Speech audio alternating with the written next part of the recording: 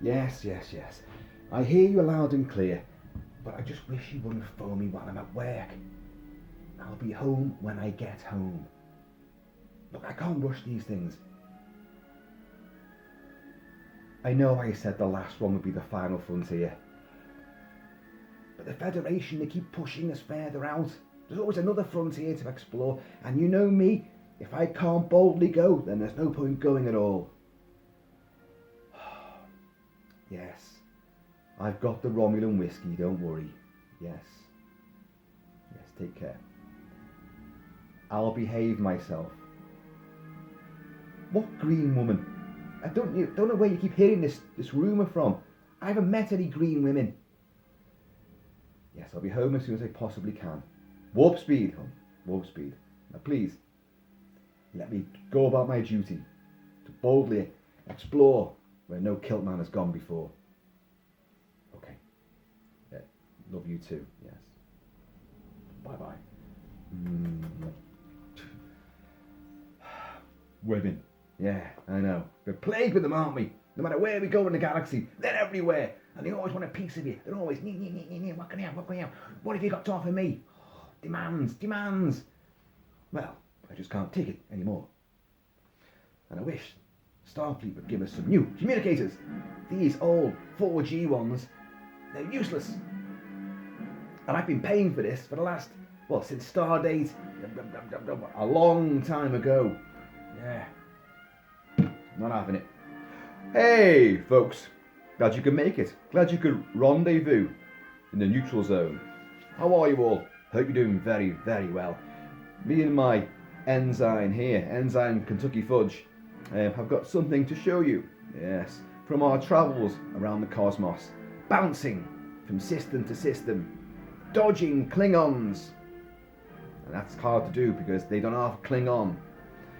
And a bit of a nostalgic kick because, yes, as you can guess, we've been enjoying some vintage Star Trek episodes. As we all know, Star Trek Season 1, the inaugural season, pushed the boundaries of racial stereotyping, of interracial activities, intellectual sci-fi mixed with camaraderie and banter. It broke a lot of new ground in TV, special effects and storytelling. It was advanced for its time. And then you got Season 2, where they kind of devolved a little bit. They would have some great cerebral episodes and then some really silly slapdash, pure comedic ones. But it still was a good season overall. And then you would have Season 3. The death knell for the Enterprise. It veered, lurched, Ted Cassidy, Baylock, and the voice of this guy here, the Gorn, and of course Lurch from the Addams Family. It would lurch from, well, the bad to the worst. It was pure comedy. It was dross. Enjoyable dross, but when you compare it to what had gone before, you can see the writing was on the wall for that show. But anyway, we're going to go back to Season 2, and I think it was in the latter phase of Star Trek Season 2 when this episode came out. A private little war. I think it was 1968 that this aired, and of course this episode was the one everyone pounced on it because it was meant to be an allegory of America's involvement in Vietnam. Kirk and co are going to visit a planet which Kirk had gone to before, a primitive world which looks just like Vasquez rocks. Lots of location work was done on this one. Well, lots of location work around the same location. that strange geographical feature which seems to produce polystyrene rocks and boulders all the time. You'd know all about that, wouldn't you?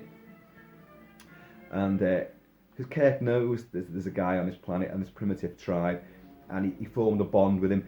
But the Federation, their doctrine, their dictate, their mandate is their star date. A whole lot of dating going on in Star Trek. You can't interfere with their development, their evolution. So there was two primitive tribes there, hill people and village people. The village people. They would not have looked out of place on this show, actually. And we're going to make sure that these people evolve, in cahoots together. No one gets superiority, so they can't use any scientific stuff to, change things for them. But when they go down to visit, they discover that the village people have got flintlocks. Flintlock weapons. Whilst the good guys, that Tyree, Kirk's old buddy, they're still using bows and arrows and clubs and stones. So, what's going on? How did they suddenly leap on? Well, and of course, they discover there's a Klingon vessel. They're going around the planet like that, avoiding each other's sensors. So Kirk realises, quite obviously, the Klingons are shooing themselves in here and trying to help evolve and give technological advancements to one tribe to defeat the others.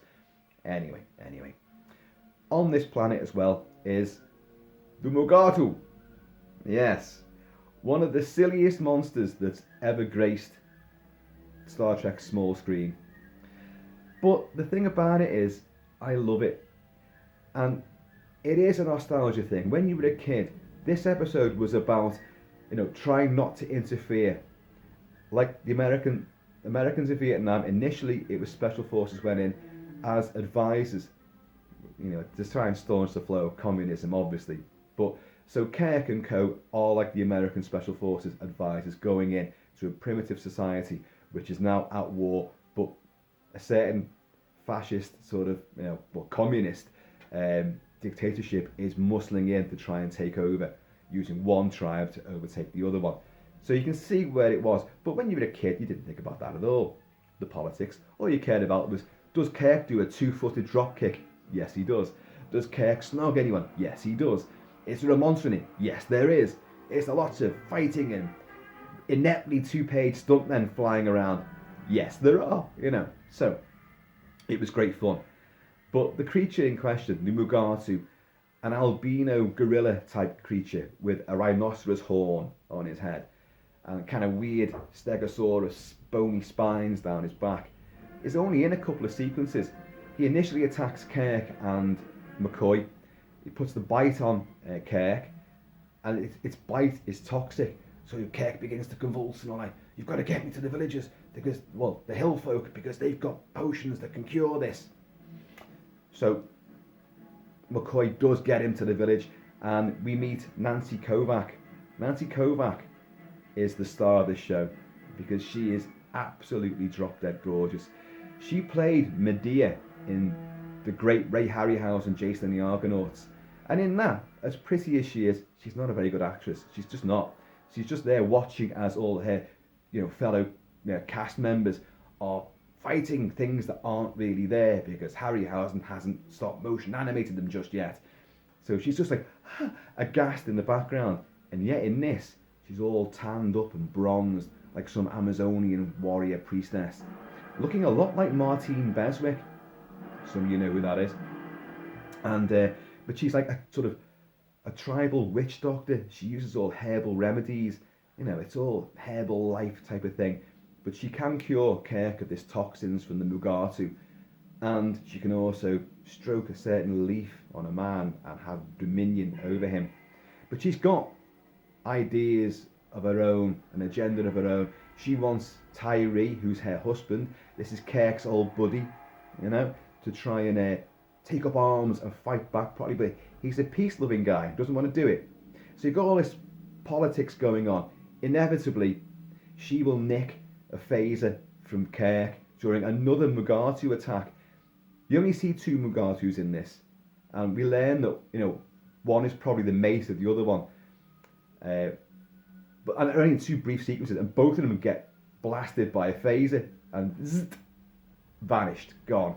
So intervention aplenty by technology.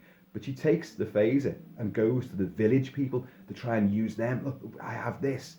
But, this gorgeous woman strides into a troop of, these attacking, flintlock-wielding badasses. And they just, a more primal urge takes over. And they go for her, and inevitably she is killed. But, anyway. And it's all about, so the intervention happened, and inevitably, Kirk does.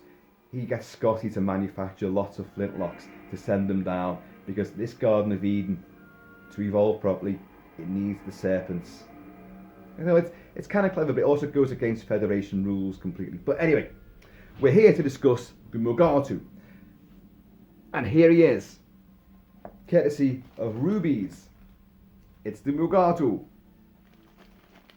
Yes, it's one hell of a horny gorilla. Look at him, folks. Now, this guy has been made before. Don Post, yes, Don Post, he did a lot of the original Star Trek masks, did a version of this. And as nice as it is, it has far more fur. It's far bushier, the fur on it. And its face is a bit more relaxed. On that one, you don't see these fangs. These are the toxic, venomous fangs. So you don't see those on that. It's kind of like mouth is shut. This is definitely more screen accurate. This looks just like, you only see its face in a couple of close-ups. And it literally is like this mask. That's what it is. Now, it's not the most convincing of monsters, sadly, but it is a great one. Sometimes in the end credit sequence, you'd see images from various other episodes, different creatures. Oh, which one's it going to be? And occasionally you'd see this guy. So when you were a kid, it was always like, oh, there's the Mugato, yeah. But when you watch it back, he's barely in it. Doesn't do a great deal at all, apart from jump around and throw Kirk and McCoy about, and then get zapped, and that's it. But he is a great creation, as goofy as he looks. He was played by a guy called, hang on a second, I wrote it down, Janos Prohaska. Now, Janos Prohaska made a career out of playing apes, and simians, and primal men, and a lot of stunts and a lot of costuming that he did. Sadly, he died in a plane crash with his son as well, whilst he was filming another sort of primal movie where he was another ape man, or an evolving man in that. Now, if you look at this mask, it's not the mask is great, but the design is pretty raw, pretty, it's very juvenile and really goofy looking. It is, I can't deny that, but I do love it for hugely nostalgic reasons. But I can't help but think the great Charles Gamora, who I've mentioned before, Charles Gamora from the 20s and the 30s and the 40s, would appear in a lot of movies as an ape, a homicidal gorilla, or a primal sort of beast in an old Tarzan movie. And he would design the makeup himself, the costumes himself, and he would act a bit like Andy Serkis doing in King Kong and the new Apes movies, motion capture. He'd study how apes would move, how their facial emotions would be conveyed. And brilliantly so, Charles Gamora, without the aid of motion capture, would study apes in the zoo, go into the wild and study them too. So he knew what he was doing, and he embodied these simian creatures brilliantly. And he did a whole lot of movies. Sadly, he didn't live into the era of Star Trek. Otherwise, I'm pretty certain he would have been the guy in this costume. So, Janos Prohaska plays obviously the male and the female at two different times, because we're told, well, if you've killed one of them, its mate will come out looking for it. But this is definitely a really, really accurate depiction of what you see in that episode. The hair is brilliant. That is not in strips. That is really beautifully affixed there.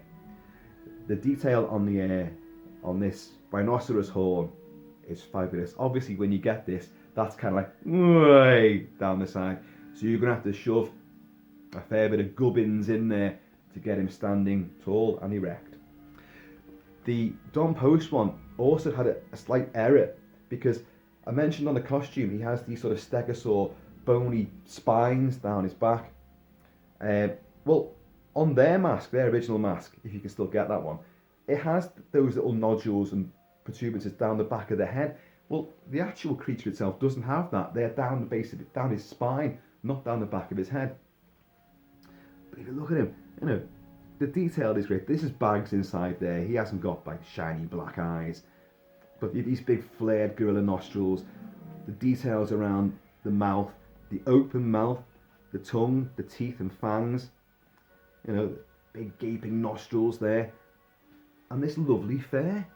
And the fur isn't uniformly white. It does seem to look that way on this, the way I'm picking up in the light of this room at the moment.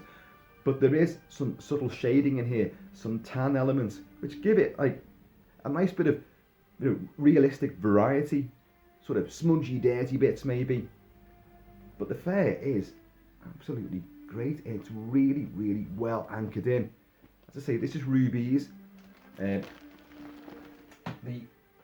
labelage is here. There you go, officialdom.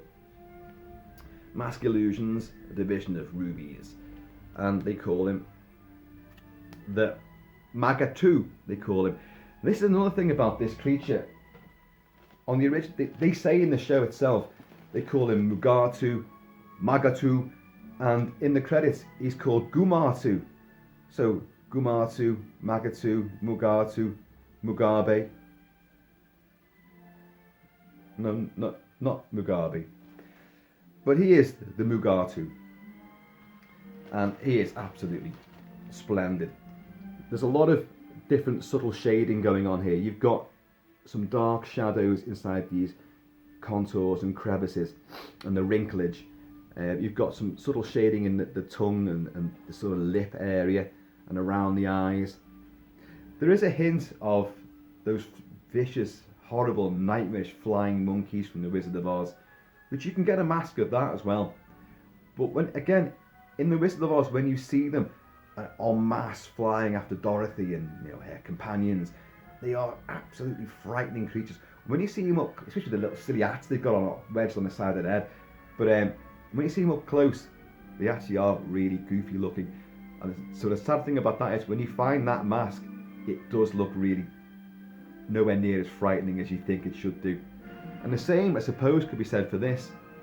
But apes, horrible monstrous apes in movies always do kind of give you a shiver. And when you were a kid watching this, you didn't want these petty squabbles between Kirk and the village people. Kirk and I think her name's Nono, who is the Nancy Kovac character, this witch doctor, this witch queen,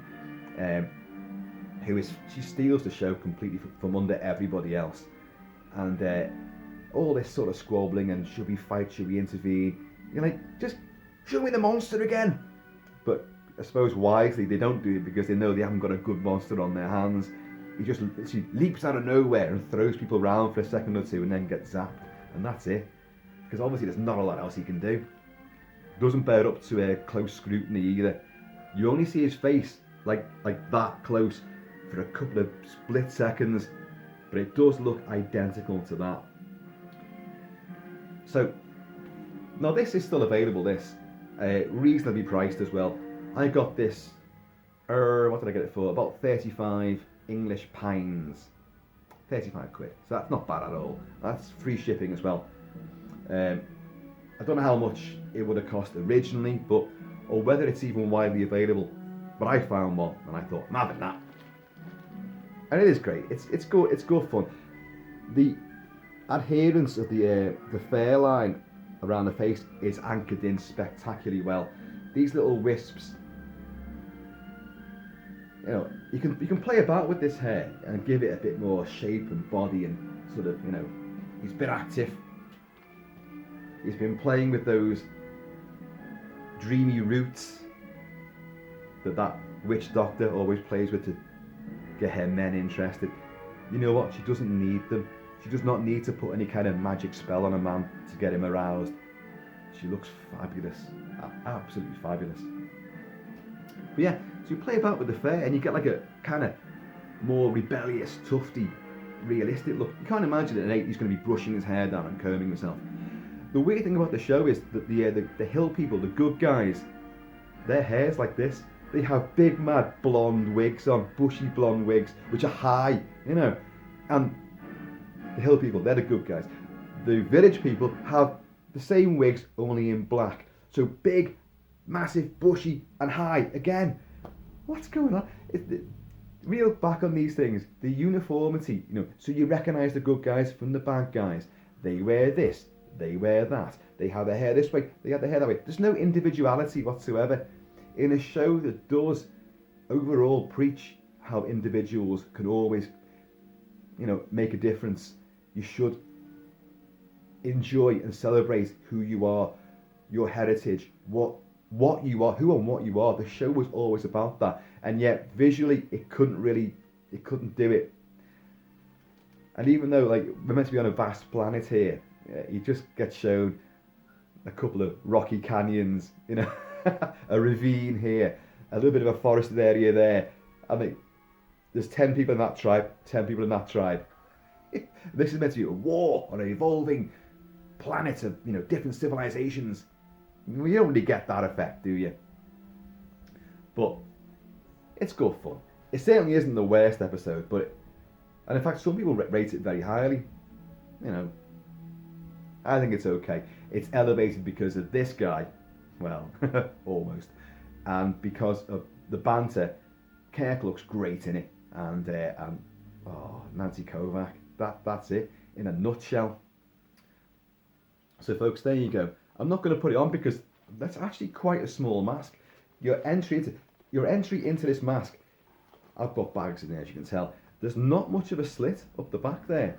It's unusual, isn't it? You know, usually you come down the back of the neck, you've got quite a wide sort of entry portal to get in. But this is quite. I have worn it, but you know, but getting it off is going to tear my face. I will look like one of those horribly transported people from Star Trek: The Motion Picture. What we got back here didn't last long, and you see them twisting as they're dematerializing, all malformed. Oh dear God! Well, taking that mask off, I looked even worse than they did. But that is a good mask. I love the Gorn one. Now that's the Rubies mask. I've done a video on that mask as well. That is spectacular. I'm a big fan of that. That's one of my favourite episodes of all time, and one of my favourite Star Trek creatures is the Gorn. And it's, you know, Ted Cassidy who did the voice for that, like, Kirk, I am the Gorn captain. I'm coming for you. Awesome stuff. So, anyway. You know, you could play with your hair like that as well. It's still regulation though. Enzyme. So, there you go, folks. Mugato from Rubies. I'm sure it's still available. The horn is good. Shading on that. You could play around with that. You could make that a bit more emphatic, I suppose. But I don't know why you would, because the paintwork is exactly spot on from what I can tell. The hair, the shading in the hair is exquisite. The detail is accurate and faithful. And the horn looks like it's the right size as well. Right sized horn. So there you go.